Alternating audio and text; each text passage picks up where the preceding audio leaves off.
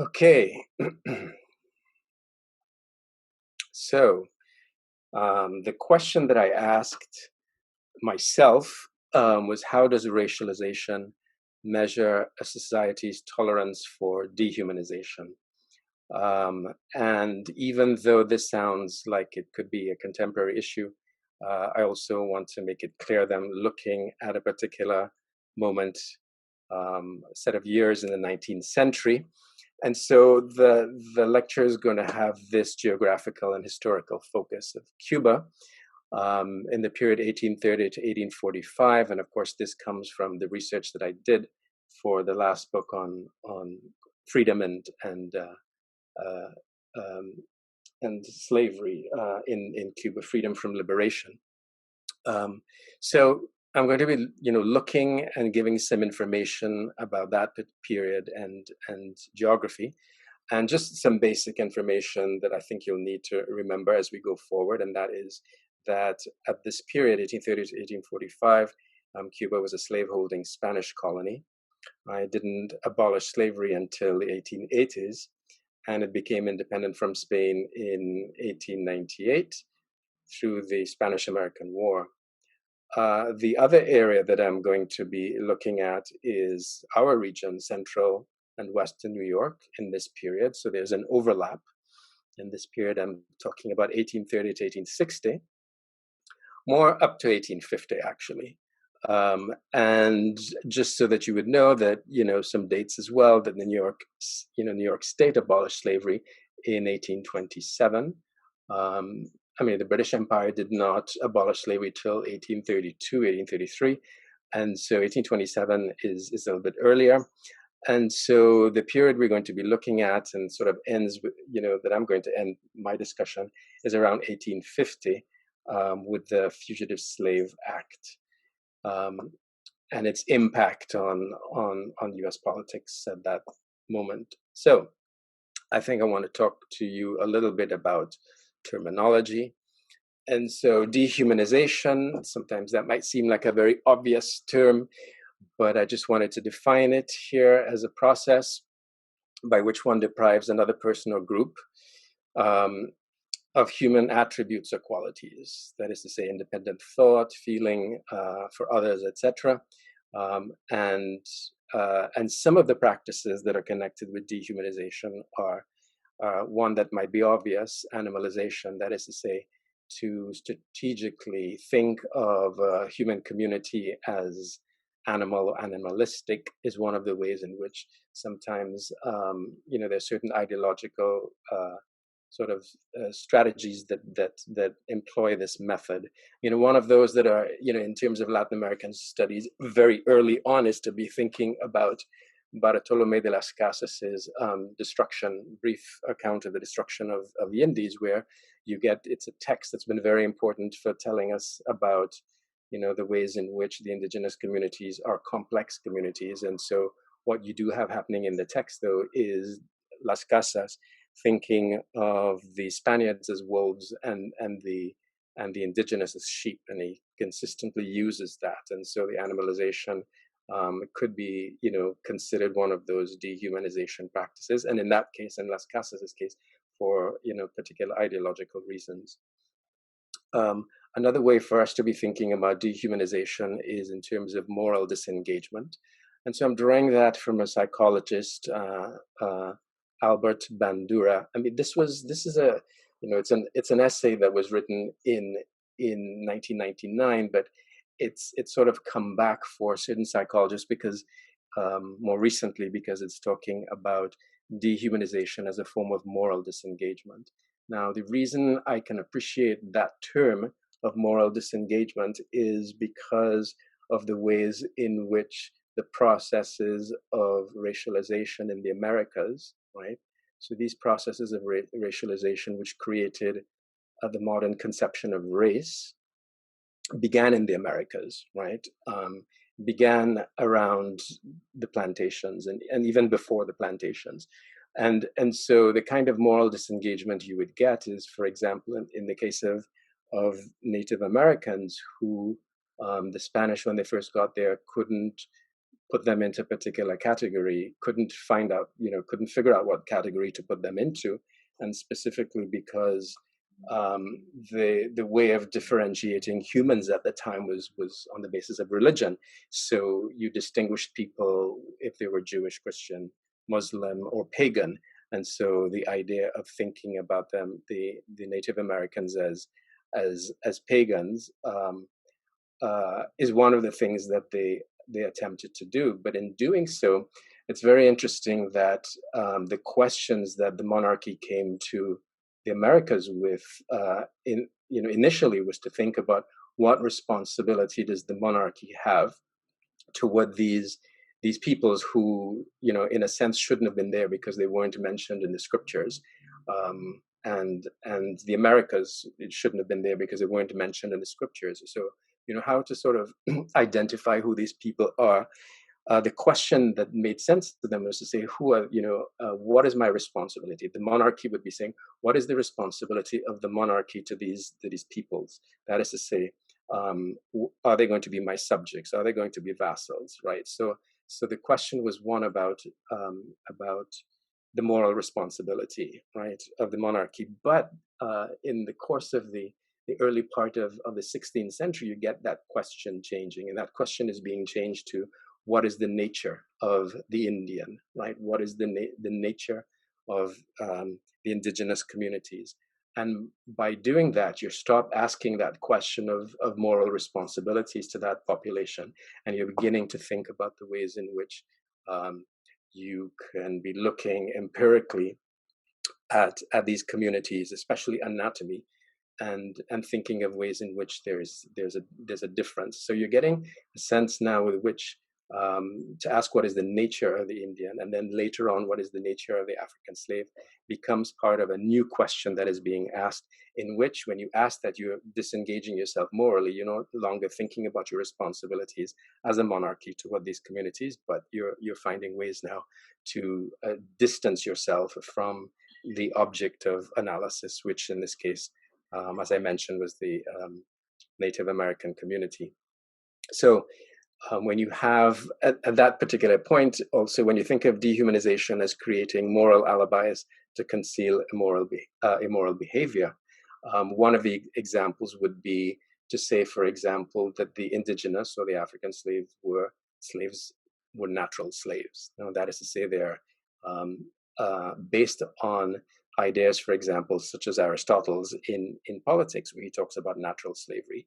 And when he's speaking about natural slavery, he's thinking of ways in which he's declaring that the barbarian or the natural slave has limited intelligence, on the one hand, speaking about a sort of a limited intellect, and on the other, speaking about the appropriateness of the body for labor, right? So those are ideas that are being drawn into discussion, so that in fact, to declare the Native American as a natural slave then becomes a way to extend an idea that would benefit the spread of the sovereignty to the Americas, because what you in effect do is say that the monarch is going to come in now and be a tutor of the indigenous populations, both in terms of civilization and religion. So that's an example of the ways in which you would have a moral alibi. That is to say that these people need us to be there. That's what the monarchy would be saying. And so you find a way to position yourself and expropriate the lands of the indigenous people at the same time, where in the beginning there was no legal basis on which to do that. And then finally, blaming the dehumanized victim for his or her condition. That form of dehumanization also would be the result of saying, well, again, it's part of the moral disengagement, right? That would be the result of it, saying that in forfeiting my moral engagement with this community, I'm going to say that it's their fault, because they have limited intellect, and also they're fit for labor, and so this is why they're going to be treated that way. So, racialization. A seminal sort of definition of racialization comes from Omi and Winant, and yes, this text was from the end 1998, 1999. and revised in 2014. And I just wanted to go through some of the terms that they use. And race, a concept that, according to them, a concept that signifies and symbolizes social conflicts and interests by referring to different types of human bodies, right? So you see, again, that attention to anatomy as a way to differentiate one one community from another. Racialization is the process of selection of imparting social and symbolic meaning to perceived phenotypical differences. Again, now you're adding particular meanings to anatomical differences, phenotypical differences. So that's the process. And so what they also mention is that racialization possesses a historical meaning, because these are processes that have gone on for a long time. And so racialization extends social and symbolic meanings to previously unclassified populations. Again, the example I would be giving would be the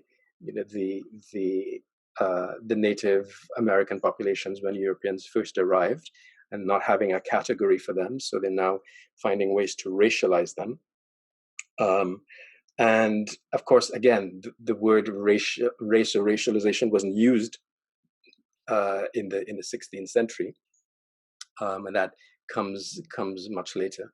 Religion, science, and politics, according to Omi and Winant, they call it the genealogy of racialization, but they don't want it to be seen as teleological. No, these are things that have informed experiences of racialization. That is to say, religion, science, the use of a kind of a pseudoscience, a racial science, in order to say that, for example, African American slaves were a different human species from whites. That is, the form of polygenesis that emerged in the 19th century and was very popular in the period that I'm speaking about. And then politics, sort of also thinking about the legal institutions and legal sort of framework that reinforcing these positions, as well as the politics around them. So, and so where I'm taking this myself is to be thinking about anti-Black racialization.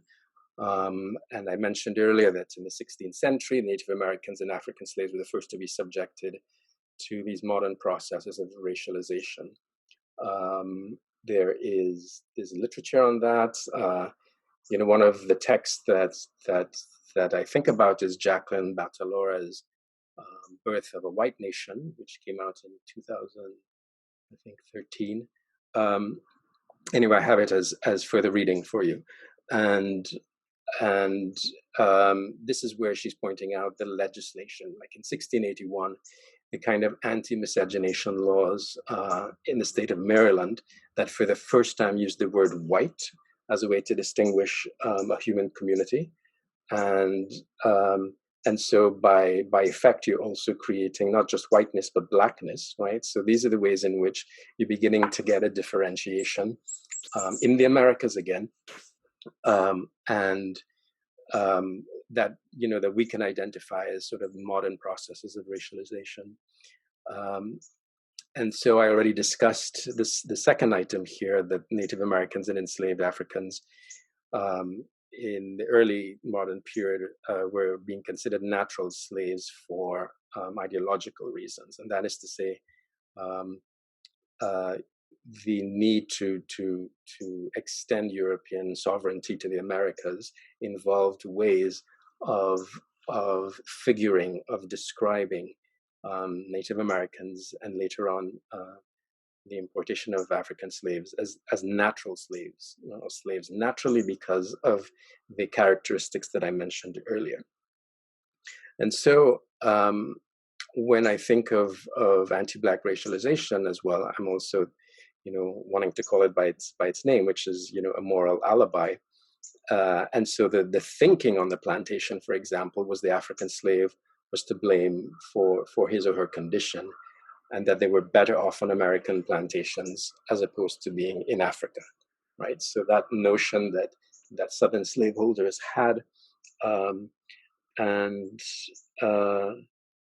not only Southern slaveholders, I find it also in the Caribbean, that this notion that the slaves were better off in the Americas than in Africa was one of those moral alibis. And so these alibis were also supported, as I said earlier, by racial science and legal codes. Tolerance. Now, this is a tricky. Again, looking at the question that I ask myself, and the way I'm describing this is a community's ability, that is institutional, political, civic, economic, cultural, to hold social contradictions and conflicts in balance. That's the definition that I'm using right now. But I'm also very aware that to do justice to such a term would require a very large project, multi and interdisciplinary, as I state here, that would be required to provide methods for assessing how effective a community's institutions are at managing its social contradictions. And so in this presentation, I'm going to limit myself to thinking of tolerance as a reference to community's ability to manage its contradictions. What's interesting for me, I'm not thinking, in terms of tolerance. We may think of On Toleration, right, by John Locke, in the 1680s, already thinking about the ways, the sort of competencies that government and religion should have, and sort of the beginnings of a discussion of separation of church and state. So that's happening in England in the 1680s, and what's taking place in 1680s, as I mentioned before, are the introduction of anti-miscegenation laws that are beginning to separate human communities, right? That are saying, no, we don't want a mixture of these communities. And of course, the reason to do that was to maintain differences that would benefit the functioning of plantations.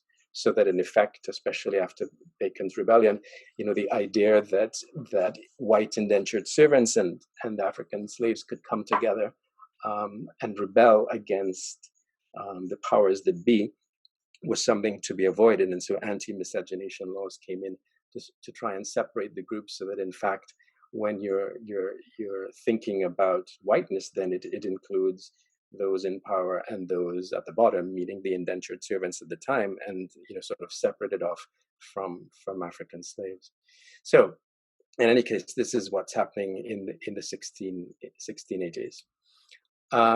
And a way to think about this balance and the difficulty of the balance, I've always I've gone back to this quote from Thomas Jefferson in a letter to John Holmes in 1820. And this is how he talks about slavery, right? This is Thomas Jefferson. We have the wolf by the ear, he calls it the wolf, and we can neither hold him nor safely let him go. Justice is in one scale and self-preservation in the other. So the whole question of justice and thinking about the question of slavery in moral terms on the one hand, and self-preservation in the other.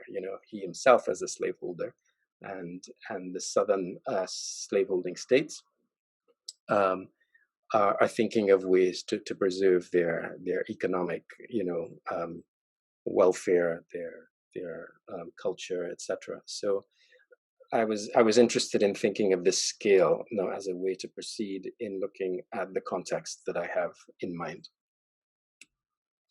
So what I'm proposing is to think of, I'll read this, as a practice of moral disengagement and the moral and anti-Black racialization and the racism that it produces. Sorry, I'm unable to read this because of the way in which, sorry, for a second, I have to move this a bit. Okay. As a practice of moral disengagement and a moral alibi, anti-Black racialization and the racism that it produces, which I am focusing on the dehumanization of Blacks, challenge a society's institutions, right? So that's what I'm proposing. In the second part here, I propose that we theorize anti-Black racialization and racism not only as a description of violence perpetrated on Black bodies, but also as a means for measuring the effect of dehumanization on a society and its institutions. The reason I want to propose that is because often we think of approaching racialization and racism as something that happens to a community, so that this community and its victims are objects of a particular oppression. And that is true. But if we take, I think, anti-Black racialization and racism as active agents within the political scene of a, in a particular context, then I think we can find ways to do that measuring of the tolerance for dehumanization within a particular context at a particular time. So that's what I'm proposing, that we don't think of anti-Black racialization and racism as simply an effect, but much more of as a sort of a political actor, right? So that's what I this is what I've come to, looking at the two contexts that I'm going to be talking about, and then I'll get back to this at the end. So just in terms of methods, I've how do you measure tolerance for dehumanization? And I think a lot of the work is archival, because again, I'm dealing with context from the 1830s to the 1860s. And so one of the things to do is identify the competing social actors and institutions over a period of time. There is no way that you can get around the archival work that's necessary to do that. A lot of reading, a lot of research on that. And then locate and analyze moral alibis by which racialization and racism are defended. That is to say, what do these actors and institutions say about slavery and the dehumanization of slaves? How do they talk about that? How do they justify it? So again, this is archival. And so after having that material, I think what I have done in my earlier project is to examine the impact of these moral alibis on a community's life, institutions, and projects. So if we consider the moral alibi really a lie, right, that people are telling themselves, and so it's an ideological situation, right? What is the impact on that community's life, institutions, and projects? And then finally, identify and examine what a community identifies as breaking points or points of no return. That is to say, in that uneasy balance when looking at a particular social contradiction, one sort of that's really grounded on the existence and future of slavery in both contexts that I'm going to be talking about. There may be a community that's looking towards forewarning its community that there's a breaking point. We can't go beyond that. That we can't transgress a particular line, or you will have social disintegration, civil strife, etc., etc. So, in identifying these points of no return, of course, these communities are making a case for not getting to this breaking point or point of no return, and that they, of course, have the answer to not going there.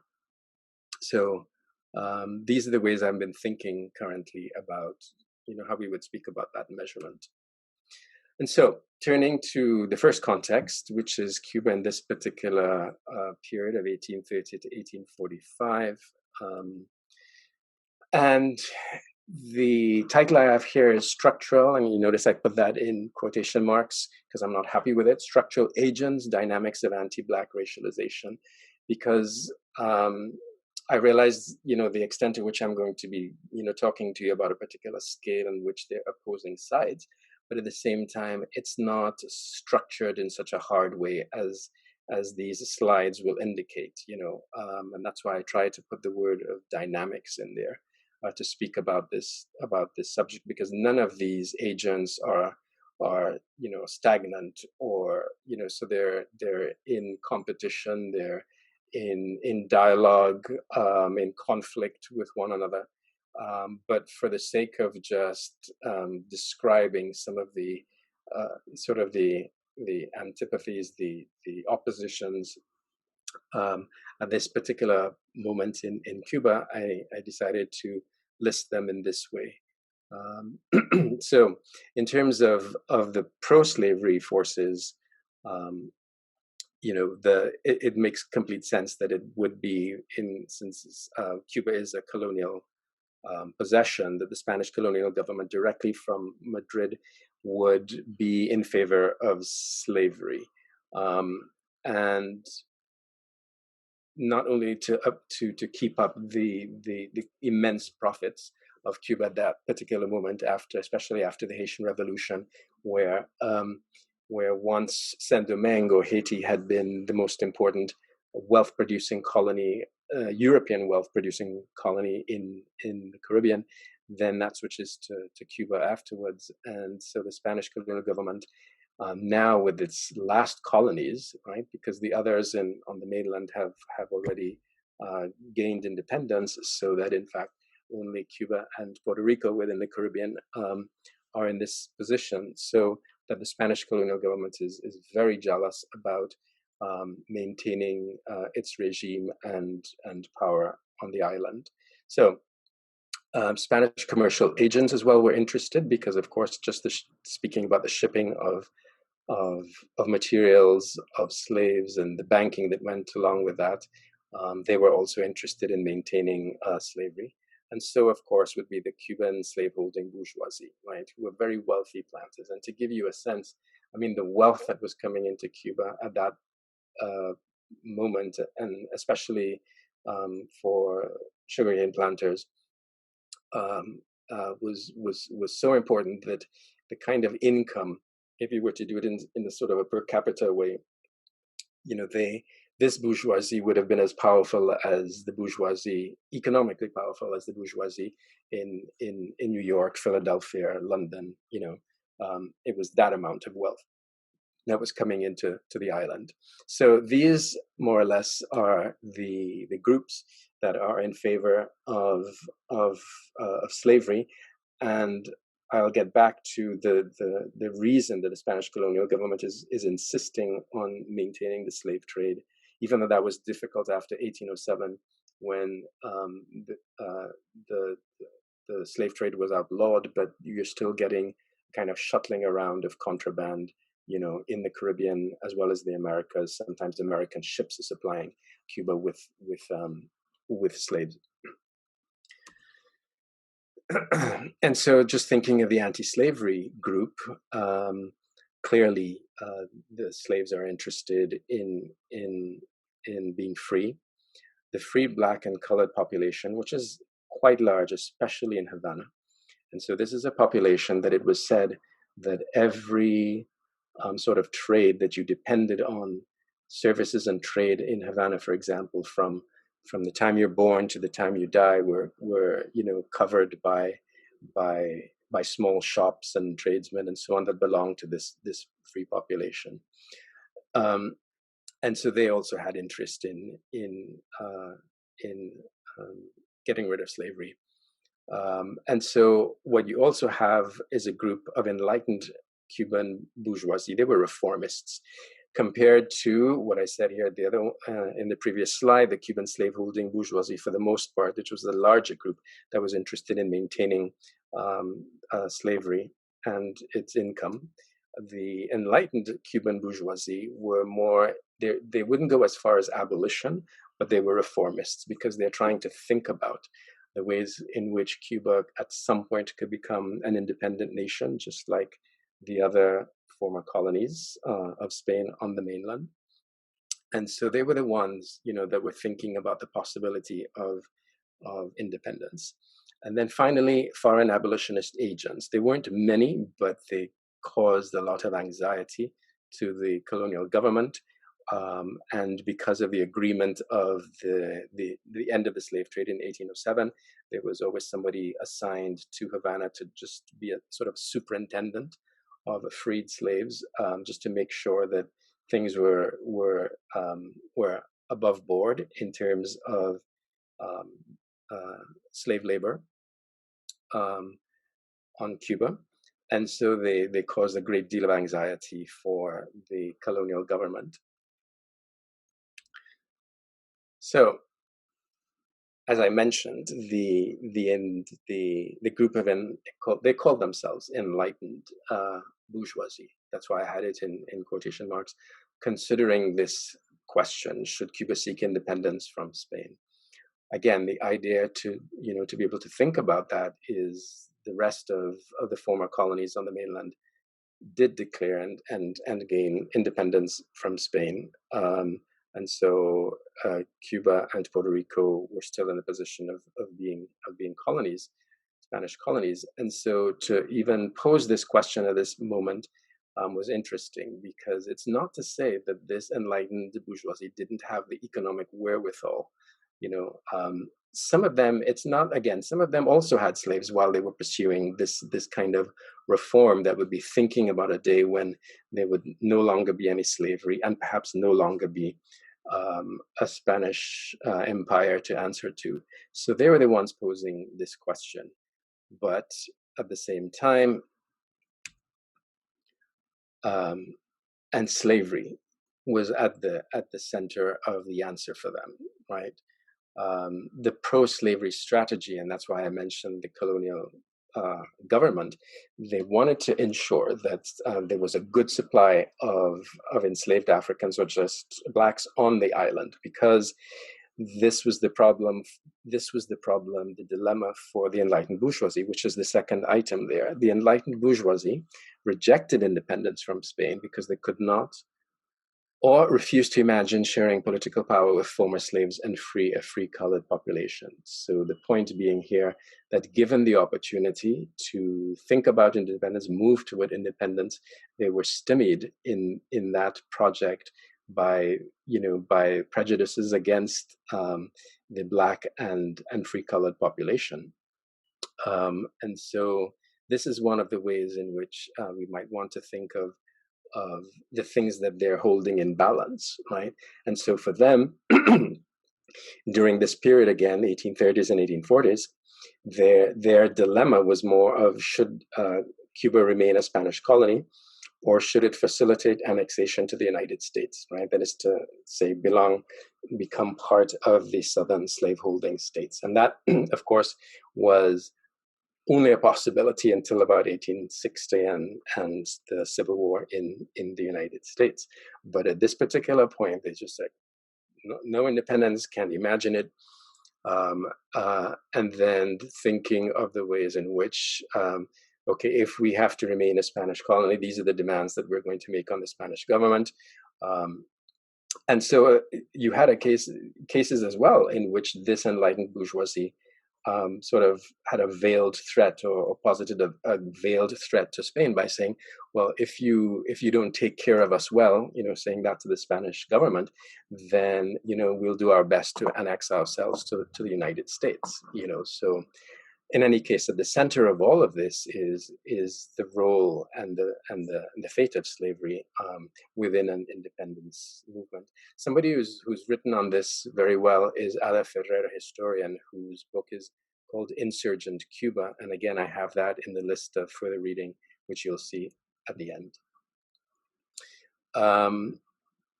The outcomes, the local sympathies for Cuban independence was stymied by anti-Black racialization and racism, right? So the thought of a project towards independence,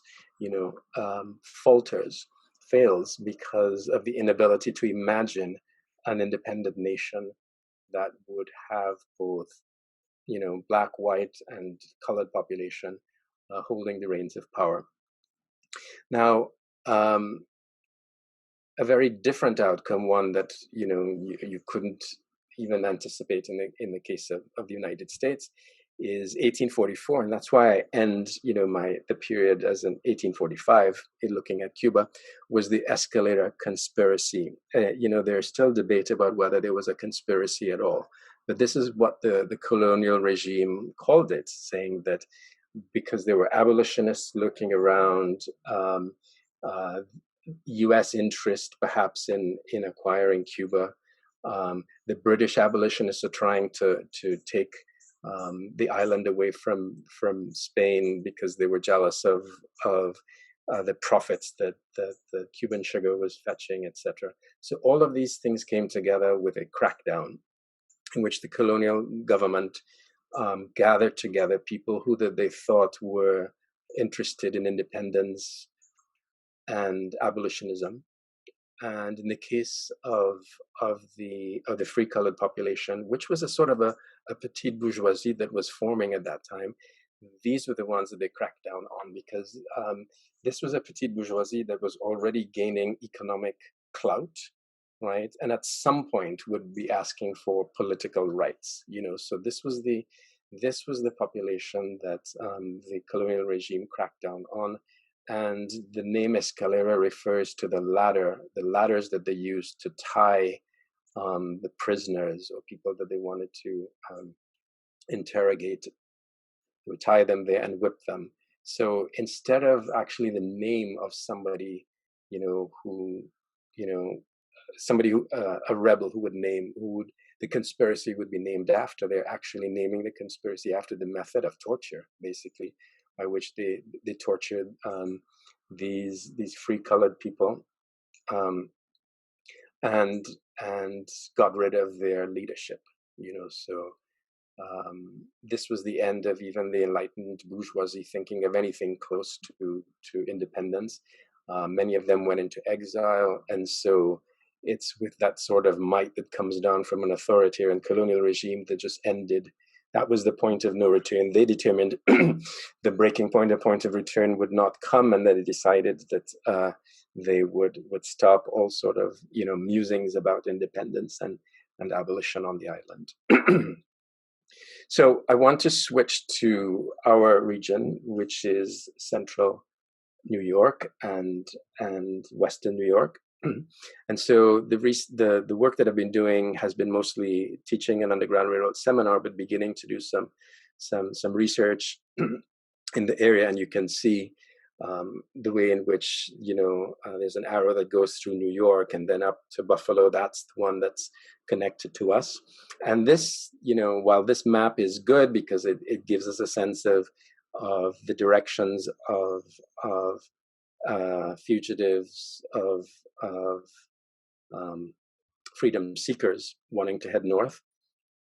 You could also see that if you look down to the Georgia area in Florida, there were people going into the Caribbean, and then also from Texas into Mexico. But the majority were going north. That's why you have that symbolism of follow the North Star, which was what was told to freedom seekers, because that would be the way just to get them into the free states. And so this gives you a sense of some of the movement. Of course, you know, it's not the best map in terms of it can't let you know the regularity with which, you know, there was this movement north, but it gives you a sense, right, of this.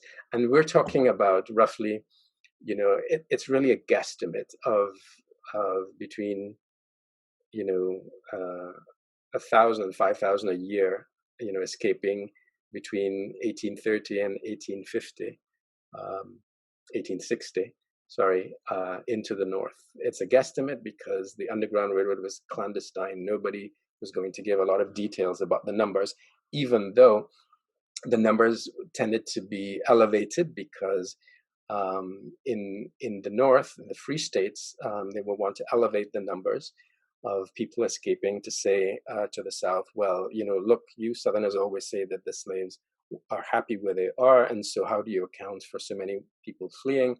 And the Southern slaveholders would also want to inflate the numbers, saying that, well, look at the extent to which these abolitionist devils are coming into the South and causing this confusion and robbing us of our property. So that's why it's hard to figure out exactly how many people took to the north and escaped to the north and into Canada. So this is a little bit of a better map that shows our region.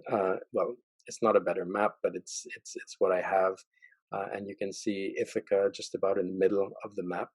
And a lot of the routes go from New York heading straight up north to Albany. And New York City itself was I mean, there were pro-slavery and anti-slavery interests in New York City because there were a lot of commercial ties in terms of for cotton, you know, and the export of cotton to Europe, etc. So it's when you come into our region, that is to say Albany, Syracuse, that you get a very strong abolitionist sentiment, and we'll talk about those people in a minute. But I think you should also see that there's a line that goes across the top of the Finger Lakes region where we are, and that sort of roughly follows the Erie Canal. So even though we say Underground Railroad, the Erie Canal is also one of the methods used, the barges, to get people to the area around Niagara and Buffalo, because the straits there were narrow enough to cross over to St. Catharines. So that was one of the routes, the important routes of the Underground Railroad. So important in all of this is the Fugitive Slave Act of 1850. And this was an act that was passed that had provisions. The first sections there, 1, 2, and 3, had formal provisions for appointing commissioners to administer the Fugitive Slave Act. The Fugitive Slave Act, in fact, was the second one. There was one earlier in 1793, and the Southern slaveholders thought that didn't have enough teeth. And I'll get to that in a minute. Sections 1, 2, and 3 of the Fugitive Slave Act of 1850 had formal provisions for appointing commissioners to administer the act. And these commissioners were appointed at the federal level and had as much authority as U.S. courts. And so there were fines that were established. But I think the big thing that was, that tension between the South and the North was that the slaveholders or their agents, that is to say, bounty hunters, I'm looking at Section 6, can pursue and seize fugitive slaves across state lines. So it was that action of going across state lines with federal, authority to recover, quote unquote, their property, right, their human property. That became something that created huge tensions between the North and the South. Because for the first time it had federal backing. And so in Section 7, if you assisted somebody on the Underground Railroad, you could be charged $1,000, which in today's currency is about $25,000, and you could be imprisoned for no more than 6 months, and also liable to pay for every single fugitive that was lost, up to $1,000 in civil damages. These are huge amounts of money for people who might have been caught assisting fugitives on their way north. Another thing to note about this is that even when you came before a commissioner as a fugitive, as a freedom seeker, you could not testify in your own defense. And then these cases were also decided without a jury. So here you have sort of a legal framework for the instituting, right? A form of economic gain based on dehumanization and racialization, and it's defended. It's set up as law, for the United States. And so what's good for us to know is that when we think of the Underground Railroad, we want to think of them as an interlocking series of local networks, and that's the way that Eric Foner, the historian, describes the Underground Railroad, of which there are roughly two parts. Vigilance committees are extremely important because these are the people who are looking out for runaways and finding ways to feed them, shelter them, send them to the next safe house or Underground Railroad station. And what these vigilance committees did is they did what they like to refer to as practical abolitionism, which included defending fugitives in court, rescuing them from slave catchers, publishing accounts of their anti-slavery work, raising money for the purchase of the enslaved and their families. And that money would come from abolitionists in the Northeast, but also as far away as from England. And also, the vigilance committees would participate in campaigns for the citizenship of free blacks in the North. More in the rural area, these activists, these operatives, I call them, are responsible for transporting, feeding, hiding, and aiding freedom seekers to secure their freedom in the North and later in Canada, especially after 1850, when it was just possible to go to Canada, because already if throughout the British Empire, slavery has been abolished since 1832, so Canada is one of those places to go to enjoy that freedom. The reason that I have urban and rural here in brackets also is to suggest that, you know, the vigilance committees did all of these things in urban and rural areas and vice versa. So these activities were shared, and that's why I think I like Eric Foner's definition of it as being interlocking series of local networks, and the local could definitely be the city as well.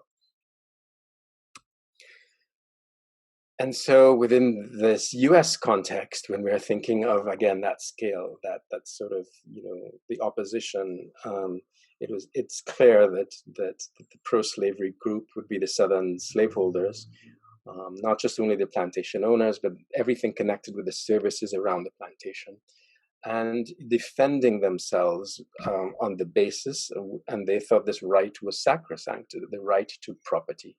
So, and for them, it might be human property. These names of their slaves would be entered into ledgers, just as equipment would be, or, you know, harvests, you know, would be recorded and so on, and they would be in the ledger. So they felt that they had absolute right to their property, and it's on that basis that they were pro-slavery.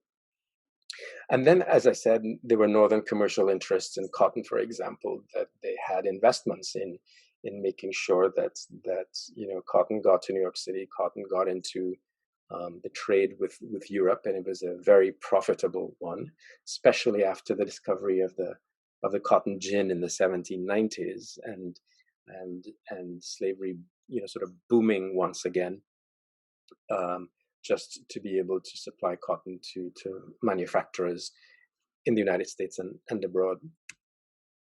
And here's a long list of people who were against slavery. And, you know, again, the enslaved blacks, free blacks, the black churches, again, also practicing, you know, what we consider practical. They're practical abolitionists. And so an example of that, for example, would be the African American women who were in black churches, who would go around, you know, collecting pennies just in order to supply some of the churches and underground railroad stations with the food, shelter, transportation costs, and so on, to keep, you know, the underground railroad going. Abolitionists as well, both white and black, and so this group could be quite wide in terms of class, you know, the classes to which they belonged. So you could have everybody from, you know, the wealthiest in the bourgeoisie, who were white, and also, you know, black tradesmen and so on. Just a wide range of people who would consider themselves abolitionists. Quakers as well in our region. And again, this would be covering a large range of class sort of situations. And then the Free Soil Party, that was, you know, started in 1848 in Buffalo, in fact, and this was a party that was just you know, that came together in order to present presidential candidates and so on, that would make sure that the new states that, you know, began to belong to the United States or established in the United States would be free states as opposed to slave states. You know, and that became, you know, from the 1820s, 30s, right through that competition between the North and South, just to have their interests seen to in terms of slavery or not, right, depending on if it's the North or the South. You know, so that's the tension that we feel for those decades, and the Free Soil Party came about in order to make sure that that anti-slavery was on the agenda. And then I say ordinary citizens in free states, you know, because when we look at the Underground Railroad, there were people who stepped up to do what was in fact civil disobedience, right, and risked you know, their livelihoods and, you know, the time in jail, their money in order to help people heading north. And so this list represents as well the kind of alliances that took place. And, you know, as Eric Foner points out, this is one of the first movements where you have sort of black and white people, Americans, coming together to make sure that people were freed through the Underground Railroad. the Fugitive Act of 1850 was also one of the things that belonged to the Compromise of 1850, one of the laws, and it's down at the end. But look at the other things that were taking place at the time that already give us a sense of the enormity of having to make a decision about, do we maintain slavery or do we not, and in what parts of the country. So the Compromise of 1850 admitted California as a state, and it allowed Utah and New Mexico to decide whether to be free or slave state, and also defined the Texas-New Mexico boundaries after the incorporation of new territories after the Mexican-American War. I don't know about the scholarship on this, but this may, considering our audience, be something of interest, just thinking about the Mexican-American War and its impact on the whole question of this debate of slavery, over slavery in the United States. And then lastly, the passage of the Fugitive Slave Act. And that was passed even by states, politicians from the North, simply to be able to negotiate not having more slave states established, going west. So that was it was a compromise, but it was also what allowed the Fugitive Slave Act to pass. And so before I go to the conclusion, allowing the Fugitive Slave Act to go through was that kind of compromise again, that from the perspective of the northern states, this was again an extension of the power of the southern states into the north, right? So again, it came down to to states' rights and the whole question of slavery. From the perspective of the South, they felt that abolitionists were reaching their power by sort of forcing the abolitionist cause or abolitionism into the South, and then vice versa, the South, the North thinking that the South has gone too far by getting the federal government to allow them to, through their bounty hunters, to recover who they considered their property. So as I move towards the conclusion, I just included this photo I took of a mural downtown, and it's just right under the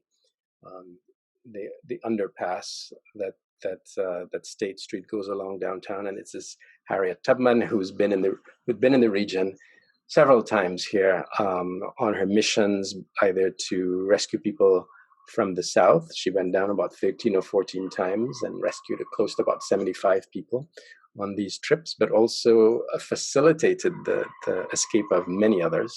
So she's an important figure in our region. And I just wanted to show the ways in which this is right here in our neighborhood. And so to conclude, what I'm positing is anti-Black racialization as something deterministic. There's a price to be paid, and so these are the remarks I want to make at the end. That anti-Black racialization is an historical exercise in dehumanization. I mean, there's a history of it, right? And then to maintain an economy on the basis of dehumanization proved to be an insurmountable challenge to Cuba's and United States' national communities. Now, the reason I have national as, in quotation marks, is because in the case, as I say below, Cuba rejected independence, but Cuba was not really a nation, but was thinking about becoming an independent nation, at least for some sectors of the Cuban population of that time, which were the enlightened bourgeoisie. And so they rejected that independence. And in that sense, it's an insurmountable challenge. And the US in the 1850s staved off the Civil War, which began in 1860, 1861. So these are the ways in which slavery was centered. And within slavery itself, the dehumanization that would racialize Blacks in a particular way to justify a whole economy, justify a whole political regime. And so the final thing that I want to say is that anti-Black racialization and racism possesses a social agency that assesses the moral distance between a community's stated ideals and its practices of dehumanization. So again, I'm returning to this whole question of not thinking about anti-Black racialization and racism as a passive, descriptive category, but having an actual role within within the politics of these two communities that I'm talking about at a particular moment. So these are the terms. This is where I've gotten in terms of thinking about what could I synthesize out of my experience of having been, having done research on slavery in the Caribbean, and then seeing this situation in central and western New York with respect to the Underground Railroad. It was very clear to me that, and to everybody, that there is no underground railroad to speak of, in terms of the Caribbean. That experience of escape was much more of a insular one. You can escape to the mountains, you can escape in different, even sort of psychological ways, right? And very different from the context of this part of the country, where there was the thought of, you could follow the North Star to freedom and traverse all these areas in order to acquire it. So that's it. And I mentioned to you further reading, and these are the texts that I had mentioned in the course of this lecture. And so I could also make this available to anyone afterwards who would want to do that, but I think I will stop there, and then we can field some questions. Sorry if I took a little bit longer here. Yeah. I've got a number of questions that are starting to come in, so let me go ahead and start posing the questions to you, and we'll look forward to your response. First of all, I have a question that has come in that is asking, why do you use the term measurement rather than understanding or explanation in trying to understand the concepts that you're talking about? So why measurement? And is that different from thinking about it in terms of understanding or explanation? Yeah, I think I wanted to use the word measurement to make us think about sort of anti-Black racialization in an active way. That is to say, as an active process, an active method, an active sort of research agenda that would help us go towards an understanding. Because if I were to begin to use the word understanding, I would have to think of, the understanding could be much more on a sort of a personal scale. I understand, you could say I understand what oppression is. I understand a particular context, so the extent to which understanding might leave us with certain categories or definitions and so on, veers towards something that's more descriptive than what I was seeking when I'm thinking about measurement. It means that you have to find ways to assess. You have to find ways to evaluate what anti-Black racialization would do to a community, right, and to these particular communities.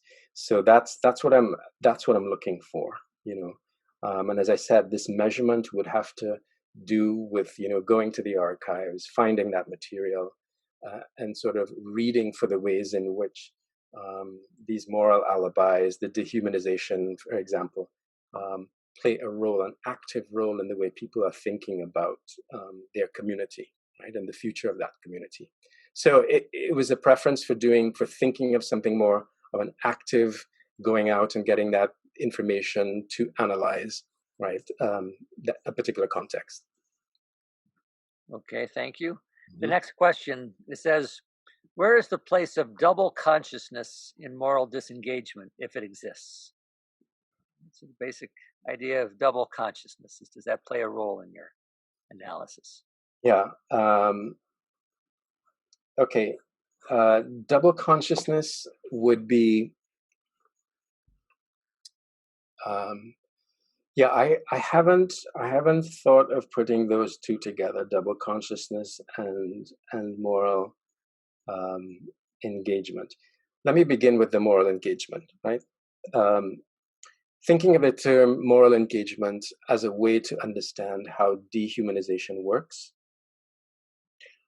is interesting, because it says that the person who is looking toward, who's looking at somebody else as different, as radically different, you could just distance yourself from that person, just say that I have very little in common with that person, right? And or I have very little responsibility toward that person, even though we belong to the same community, right? So that's how moral disengagement would work, right? And that was what is informing dehumanization. That's what informs anti-Black racialization. Double consciousness now, is more of a reference, and following, Du Bois, is that awareness. W.E.B. Du Bois, in his book Souls of Black Folk, 1906, right, is thinking about the ways in which there is a gaze, a discriminatory gaze that comes, and a sort of a white supremacist gaze onto the Black person, and that Black, subject or person is aware of that gaze in the way he or she is thinking about how he, thinks of himself, describes himself, and so on. So it's an awareness of a gaze, right? That is a reference, a derogatory gaze, right? That is something that you have to deal with in thinking about your own consciousness, right? So that really is, when you're speaking about double consciousness, is really a way to be thinking about how is, Black consciousness constituted, right? And so it is constituted with the additional burden of a gaze, right, of an anti-Black gaze that is there. So that's what, double consciousness lets us know. But my lecture has been looking, hasn't looked at the development. It wasn't a way to be thinking about the development of Black consciousness, right? What I'm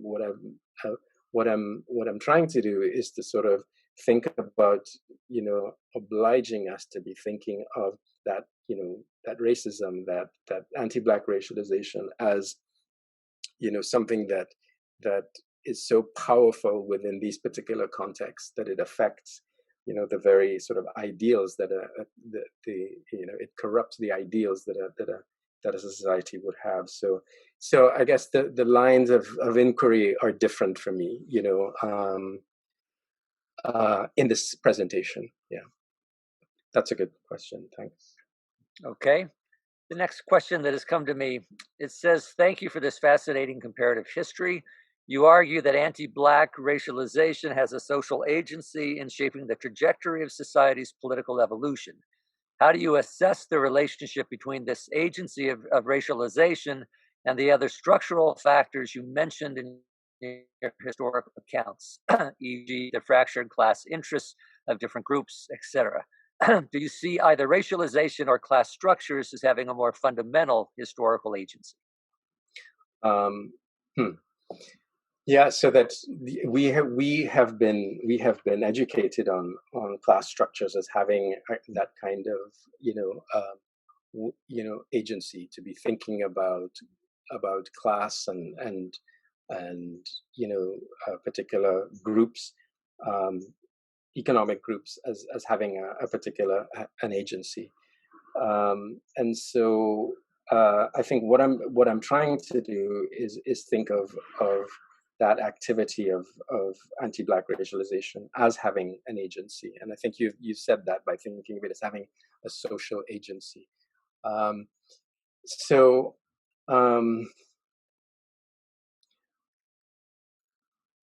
Class obviously does have an influence in thinking about anti-Black racialization. And again, one way to answer that would be to go to the archives and see, what particular individuals or groups are articulating um, about freedom or enslavement, and if they're talking about enslavement, thinking about the sort of moral alibis that they might use to justify that, So I think the work would be to look at particular class interests, they're economic as well as ideological, and go from there in terms of what is their relationship to promoting or believing, disseminating the idea of dehumanizing anti-Black racialization. It's a very interesting question for a longer answer, but I wouldn't want to say that class is out of this. In the case of Cuba, the one that I mentioned, there was a difference between a very large slave-holding bourgeoisie, very wealthy, that was pro-slavery, but the distinction that was taking place between them and the enlightened Cuban bourgeoisie, who was more interested in reform, is quite interesting, because that enlightened bourgeoisie is thinking of the British bourgeoisie as a model, right, for their times, thinking not only in terms of the wealth that British bourgeoisie has, but also its kind of liberalism, right? So and so that enlightened bourgeoisie uses the idea of reform, uses that connection, that admiration for the British bourgeoisie as a way to separate itself from the rest of the Cuban bourgeoisie, the larger Cuban bourgeoisie, who is interested in slavery.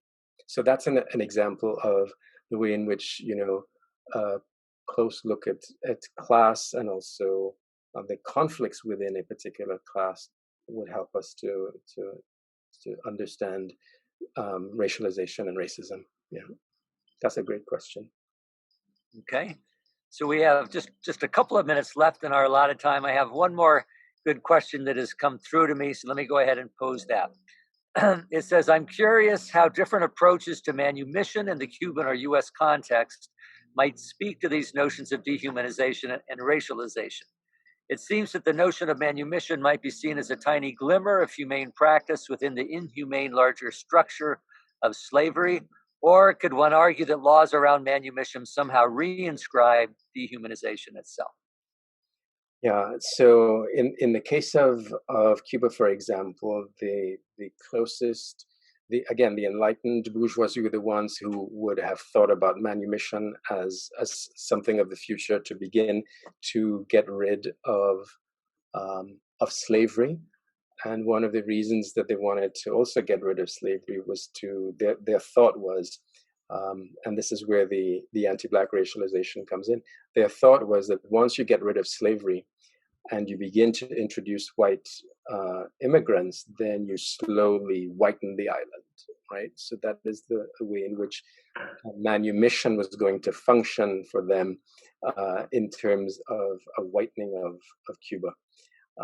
In the United States, manumission, was considered, less radical, obviously, because they were abolitionists who were saying, now we need abolition now, and there were others who were thinking manumission down the road, sort of, similar to the reformists in Cuba. So it's a difference in degree of radicalism. And then there was another group in the United States that was thinking of colonization, the colonization movement, and by that, taking African Americans, people who might have been born, who were born in the United States, to Africa, and settling them there. So these were different ways of people thinking about the effects of what freeing slaves might be. So manumission is one of those in which it's the degree of freedom that you're talking about, that you're willing to allow at a particular moment. But manumission was one of the ways in which people thought of as a kind of reform that would allow slaveholders to make sure that they're ready economically, for abolition, eventual abolition. So Yeah. Okay.